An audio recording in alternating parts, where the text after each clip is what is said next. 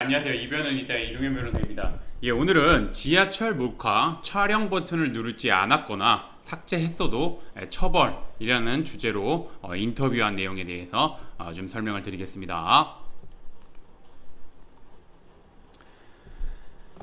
보면 지하철에서 하차한 A씨는 미니스커트를 입은 여성 B씨의 뒤를 바짝붙어 지하철역 계단을 올라가면서 촬영 시 소리가 나지 않는 앱을 이용하여 B씨의 치마 속을 촬영하였습니다. 치마 밑에서 이상한 느낌을 받은 B씨는 바로 뒤를 돌아보았고 B씨는 곧바로 경찰에 신고하여 A씨는 경찰 조사를 받게 되었습니다. A씨는 촬영한 영상 등을 삭제했지만 경찰은 현재 A씨를 성폭법 위반 혐의로 수사를 진행 중에 있습니다. 요거는 이제 최근에 이슈가 됐던 사건이고, 그래서 이제 보시면 성폭력 범죄의 처벌 등에 관한 특례법은 카메라 등을 이용하여 성적 욕망 또는 수치심을 유발할 수 있는 사람의 신체를 촬영 대상자의 의사에 반하여 촬영한 경우에 7년 이하의 징역 또는 5천만 원 이하의 벌금에 처하도록 규정하고 있습니다. 그리고 이러한 카메라 등 이용 촬영죄는 미수에 그친 경우에도 처벌이 됩니다. 그래서 이제 보시면 불법 촬영된 사진이나 영상 등이 정보통신망을 통해 유포될 경우 피해자에게 회복할 수 없는 막대한 피해를 입힐 위험이 높아서 카메라 등 이용 촬영죄는 처벌 수위가 굉장히 높은 편입니다. 실질적으로 실무에서 이제 제가 이제 진행하는 사건이나 이런 거를 보면 실질적으로 처벌 굉장히 높게 나오고 있습니다. 카메라 기능을 실행시킨 상태에서 치마 밑으로 집어넣었다면 촬영 버튼을 누르지 않았더라도 미수범에 해당하여 처벌이 됩니다.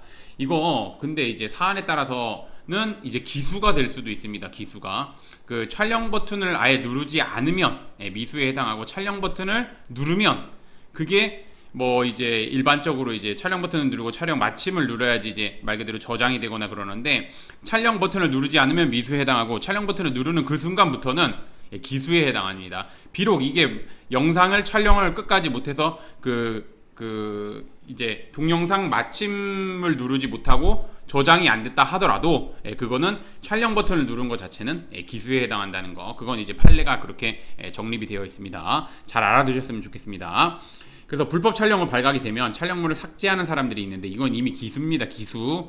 불법 촬영물이 저장 장치에 저장되는 순간 기수의 이름으로 이후에는 촬영물을 삭제하더라도 여전히 처벌됩니다. 그리고 디지털 포렌식 나오는데 디지털 포렌식 수사 기법을 발달하고 있어 불법 촬영물들을 복구하여 범죄 사실을 증명할 수 있으므로 불법 촬영물을 삭제하는 행위는 오히려 불리하게 작용할 수 있습니다. 오히려 수사기관 입장에서는 증거인멸 시도라고 판단을 할 수도 있습니다. 그래서 그렇게 하시지는 않으셨으면 좋겠습니다.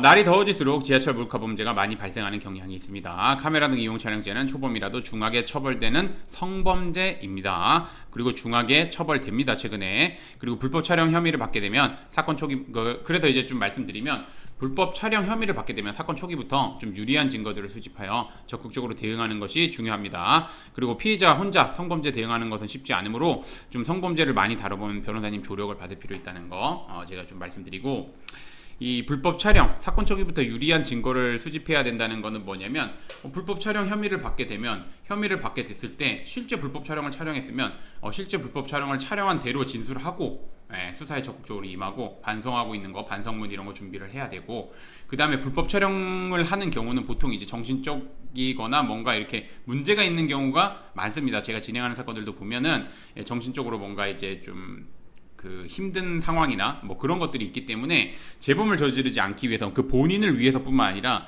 그 사건 진행을 위해서도 정신과 치료를 받아서 좀 다시 재범을 안 저지르겠다는 거, 수사기관에 어필하는 것뿐만 아니라 본인도 그 치료를 받으면서 다시 재범을 저지르지 않도록 해야 됩니다. 아무튼 그런 자료들, 그 외에도 여러 자료들, 성범죄 교육 프로그램 이수 이런 것들, 그런 것들을 준비해야 되고, 그 다음에 억울하게 불법 촬영 혐의를 받게 되는 경우가 있습니다. 그런 경우에는 그 본인의 억울함을 입증할 수 있는 여러 가지 자료들을 준비해 가지고 이제 법률적인 관점에서 불법 촬영할 사실이 없다, 이런 거를 주장해야 되는 부분입니다.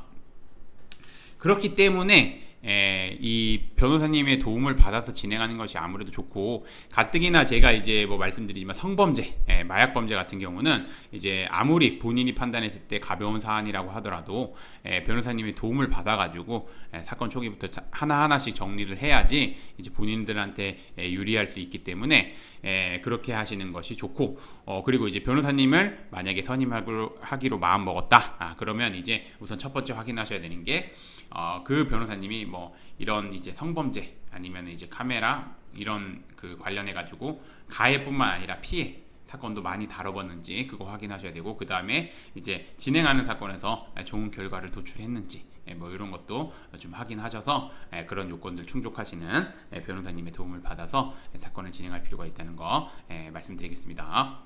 오늘의 주제는 여기까지 마치겠고, 저는 이변은 이따의 이동현 변호사였습니다. 감사합니다.